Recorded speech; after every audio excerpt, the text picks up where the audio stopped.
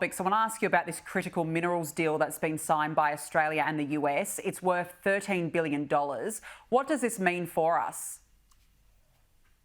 You know, the biggest value that I think Australia brings in general to the alliance right now, but specifically for what Trump is keyed in on, and that is this trade war with China, is geographic proximity to China, and then also these critical minerals, because there is an escalating trade war going on right now, and China has, over the past couple of decades and more, really been locking up rare minerals from other countries around the world. And the U.S. and President Trump really has taken note of that, and Australia provides counterbalance to that, a meaningful one. So the value of it trickling right into the Australian economy is a good thing. Having the rare earth minerals is one thing, but being able to refine it and actually develop it is sophisticated manufacturing that this deal hopefully would undergird some sort of further partnership between the U.S. and Australia. And it also really is just a counterweight and a deterrent to China's strategy in this category. Yeah, look, absolutely. Well, finally got the meeting, and it's been a fascinating 24 hours in Washington, that's for sure. Let's move on, because a court has ruled that Donald Trump can deploy Oregon National Guard troops into the city of Portland. Now, look, this has been interesting, Kosha. I'm keen to get your views on how big of a win is this, because there's been a lot of setbacks in Donald Trump's efforts to crack down on crime in parts of America. This has gone to court. The Court of Appeals has now gone, no, go for it. But does it set a standard?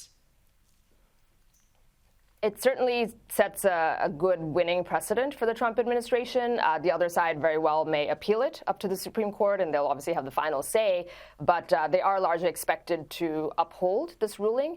And in other cases where other circuits and appeals courts have ruled in the reverse and the opposite effect, those are making their way up to the Supreme Court as well, and the expectation is that the Supreme Court will again rule in the Trump administration's favor, because again, while there is sovereignty and we like that in the U.S. and states have their own sovereign rights, the whole thing that the Trump administration is anchoring this on is they're going there to provide backup. The National Guard is going to provide backup to ICE. So ICE is allowed to go and find these the illegals and conduct their mass deportation operations.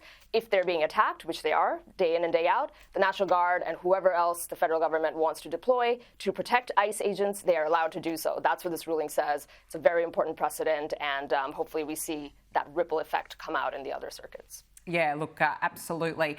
Now, Senate Democrats have again blocked the Republicans' plan to reopen the government for an 11th time.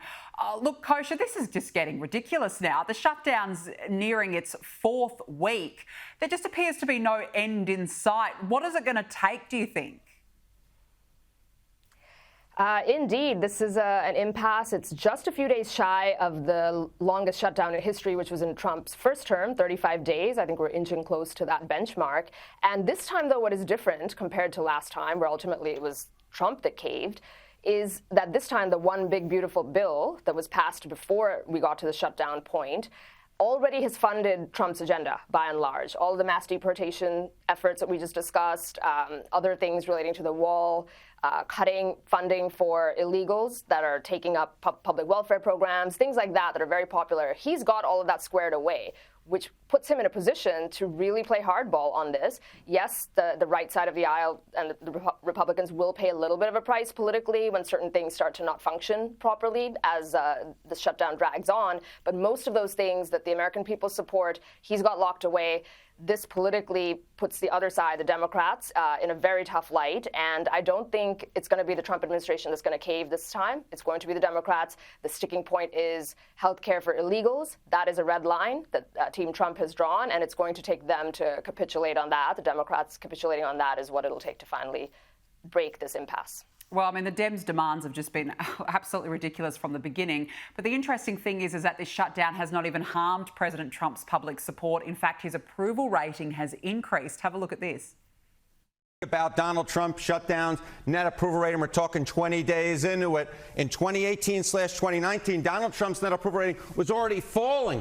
The shutdown was eating into his popular support. It was down 3 points already at this particular point and would fall considerably more. It was very much on the decline. You come over to this side of the screen, this shutdown hasn't eaten into Donald Trump's support at all. His net approval rating is actually up a point in terms of his popular support. Kosha, it seems as though it's backfired for the Democrats.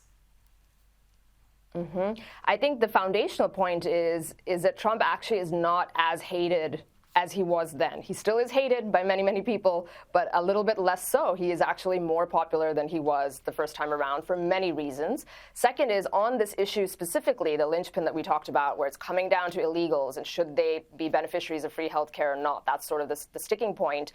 The country and the electorate has completely shifted in the last 10 years on this issue. They are in support of mass deportations, of certainly the violent criminal illegals, but even the rest of them, and not continuing to give welfare handouts and hard-earned American taxpayer money to illegals. Even if they're quote-unquote good people, you come in the country and stay illegally, you should not be getting access to welfare. So that issue, the Trump team has done a really good job, I think, of reframing it, and people sort of get that.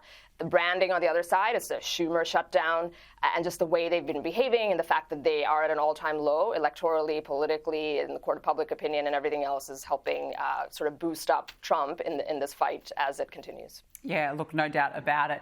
Now, I thought this one was interesting. The New York Post editorial board has called for Republican New York City mayoral candidate Curtis Sewa to quit to stop Zoran Mamdani. And it comes as a new poll has found that the Democratic nominee Mamdani maintains a comfortable lead in the race, Kosha, as he has for some time. Do you see Sewa actually pulling the pin realistically now?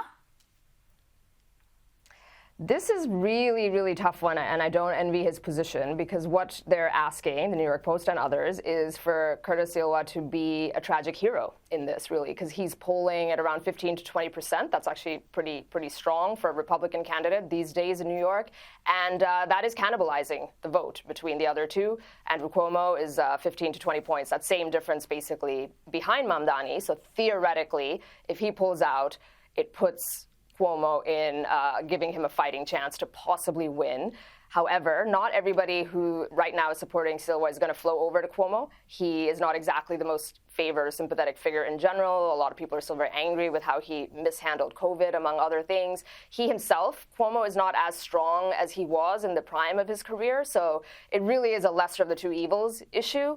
I don't know if he's going to do it or not. The pressure is on for him. But even if he does it, it'll certainly tighten the race. But even with that, it just really looks like this is Mamdani's, unfortunately, to win.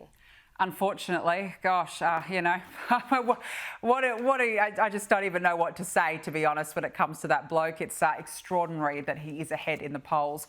Before we let you go, let's talk about Bernie Sanders. He's gone on The View saying that the Democratic Party needs to make a fundamental decision about what they stand for. Have a listen. I think that Trump won a lot of working class people, not because they wanted tax breaks for billionaires. Not because they wanted to throw 15 million people off the health care they have or double health insurance premiums. That is not why working class people voted for Trump. I think they voted for Trump because they looked at the Democrats and they said, what do you stand for? Which side do you want? Is he right, Kosha? You know, he is trying to return to his roots there. He was the OG from the Democrat Party when, yes, they were the party of the working class, like now it seems like a lifetime ago. And he was the best representative of that. But he missed his moment. His moment was in 2016, where he absolutely was organically giving Hillary Clinton a run for her money. He beat her in the Michigan primaries in terms of the organic support and other parts of the Rust Belt. But then because of the weird superdelegate system that the Democrats have, she was still able to lock up the nomination. And he, when the moment really mattered, he rolled over, folded like a cheap tent, and because of that, he no longer has credibility on this issue, even though he once did. So he's right in the diagnosis of the issue, but he has no credibility. He's not the spokesperson for it, and I don't know who is in the Democrat Party anymore. They've left that era behind that he's talking of. They absolutely are viewed as the party of billionaires. One billionaire after another very much supports the Democrats. You've sort of got Elon Musk and maybe Zuckerberg and Bezos in recent times begrudgingly pulling away. But by and large, that ship that he's talked about has sailed. If they can figure out how to come back to that, I think it'll be better for the country to actually have both parties caring about the working class and maybe differing a little bit on the margins of the policy and the solutions for serving them. But that is not where the Democrats are right now. No, very, very clearly not. Kosha Gada, good to see you. Thanks very much for joining me.